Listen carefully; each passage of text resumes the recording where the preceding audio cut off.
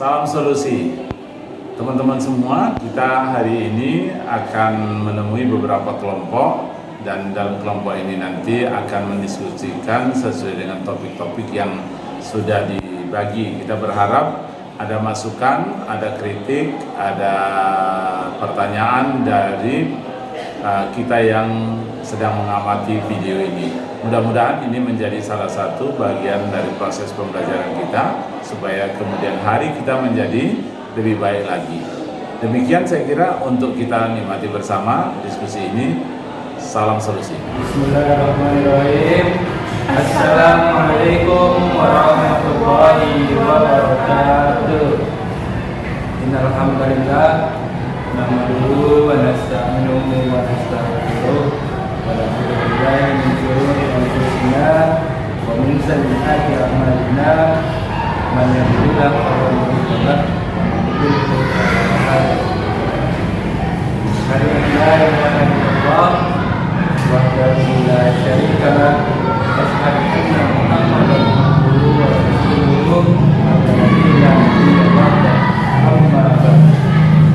Pertama-tama mari kita ucapkan puja dan puji syukur kita atas kehadiran Allah Subhanahu wa taala, yang mana pada kesempatan kali ini Dia masih memberikan kita kenikmatan sehingga kita masih bisa melakukan diskusi di kelas yang baru ini.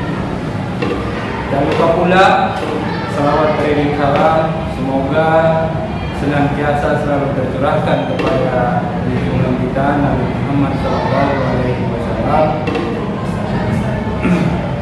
yang telah membawa kita dari zaman kegelapan menuju zaman terang seperti yang kita rasakan pada kesempatan hari ini. Kami dari kelompok 12 pelajaran filsafat ilmu oleh Dr. Usiono akan melakukan diskusi bersama saya Khalid Sama Anggamani dan teman saya. Kami akan membahas sedikit, mengulas sedikit tentang Islamisasi ilmu pengetahuan. Sebelum kami masuk ke dalam forum diskusi, saya akan menjelaskan sedikit mengenai pengertian Islamisasi ilmu pengetahuan.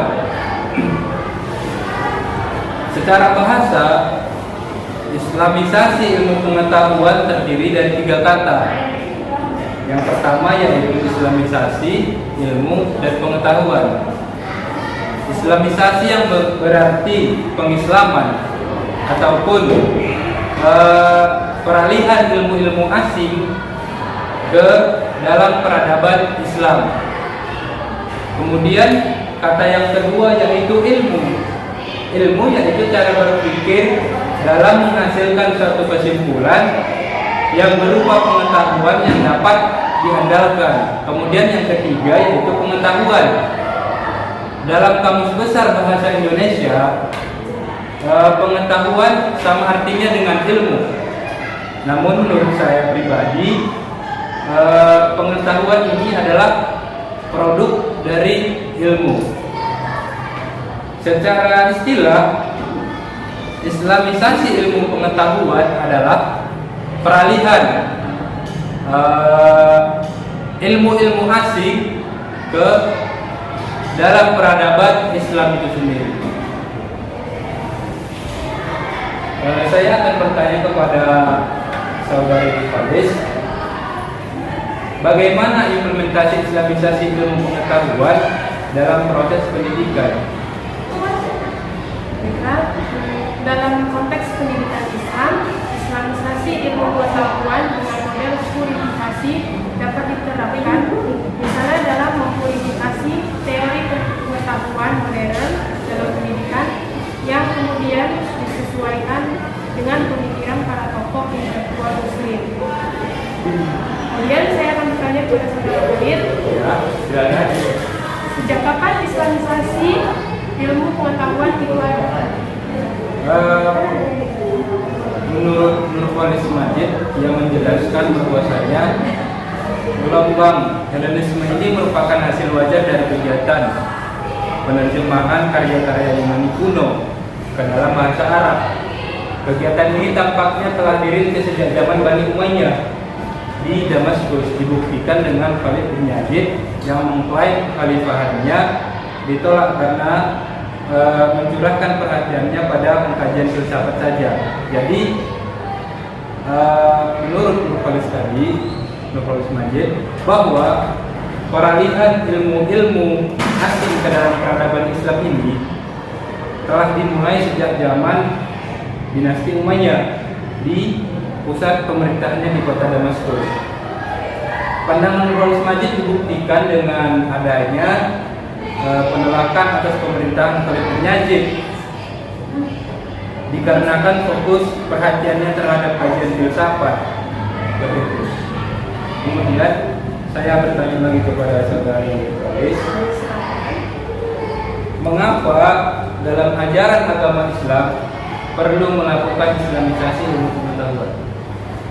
Karena islamisasi ilmu pengetahuan diharapkan bisa membebaskan kaum muslim yang bertentangan dengan Islam, bahkan menjadikannya sekuler. Baiklah, saya akan bertanya lagi kepada saudara Khalid. Sebutkan faktor-faktor yang mendorong terjadinya peralihan ilmu-ilmu asing ke dalam peradaban Islam. Ya, ada beberapa faktor utama yang mendorong terjadinya peralihan ilmu-ilmu asing ke dalam peradaban Islam. Yang pertama yaitu penganiayaan dan pengusiran yang dilakukan oleh kelompok Kristen Ortodok yang mewakili penguasa Bizantium atas sekte-sekte Kristen lainnya, terutama Nestoris dan Monopsis. Kemudian faktor yang kedua yaitu faktor penting penaklukan Alexander Agung yang mencapai Mesir, Persia dan India. Penaklukan ini secara otomatis disertai oleh penyebaran ilmu pengetahuan Yunani ke kawasan-kawasan tersebut.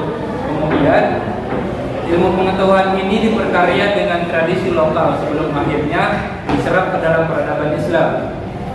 Kemudian faktor yang ketiga adalah Akademi Jundi Syapur. Akademi ini memadukan tradisi ilmiah berbagai budaya India, Yunani, Helenisme, Syria, Ibrani dan Persia sendiri.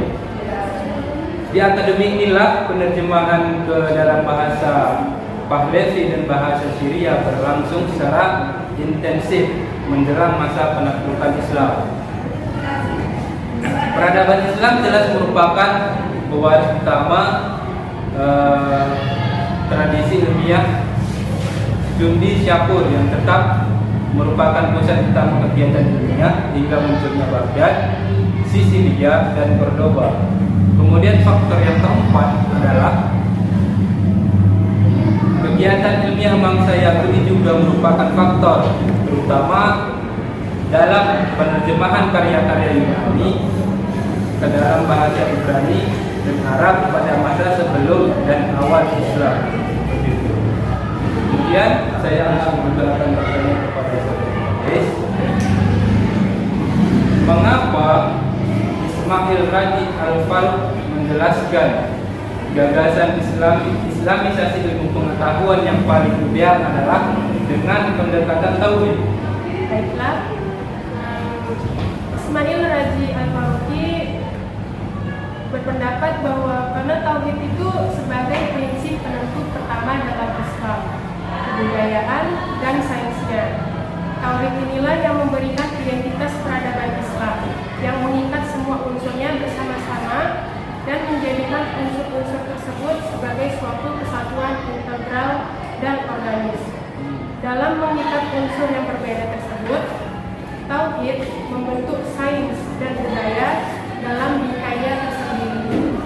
Inilah pentingnya diperlukan sebuah ilmu tauhid dalam menjadikan sebuah disiplin. Baiklah, saya akan kembali bertanya bertanya kepada Saudara Khalid, apa tujuan adanya Islamisasi ilmu pengetahuan? Ada beberapa tujuan adanya Islamisasi ilmu pengetahuan.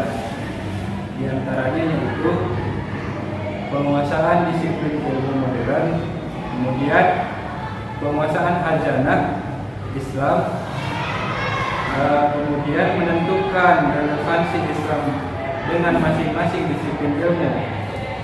Kemudian yang keempat yaitu mencari cara untuk melakukan sintesa kreatif antara hajanah Islam dengan ilmu modern.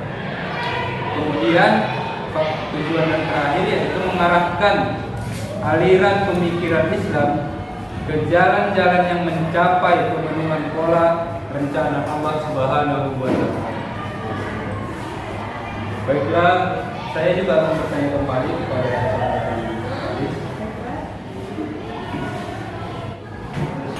bagaimana solusi konstruktif dari permasalahan yang dihadapi umat Islam saat ini terhadap Islamisasi ilmu pengetahuan sains?